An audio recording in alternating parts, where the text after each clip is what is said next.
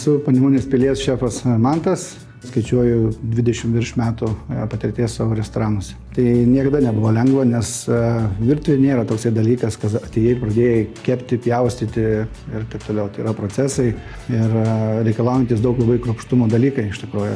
Labai noriu padėkoti dviem šefam iš tikrųjų, kurie manim patikėjo ir mainais už po 50 kg supjaustytų svogūnų dienoj.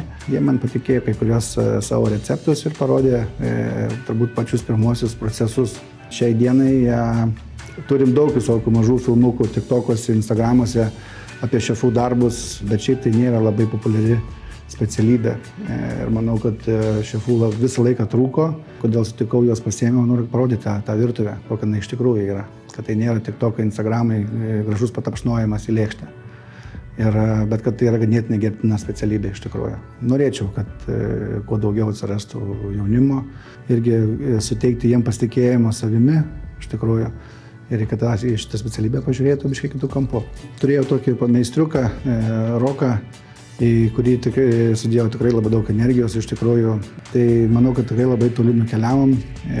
Labai džiaugiuosi, kad vėliau pabuvęs padirbęs pas mane Kukniui išvyko į Klaipėdą ir laimėjo pirmą vietą čempionate jaunųjų virėjų. Tai smagu dėl to. Visą laiką vadovausiu tuo, kad reikia leisti suklysti. Paaiškinti procesą, kuo aiškiau, kuo trumpiau, parodyti, kad viskas lypi tik tais paprastume iš tikrųjų.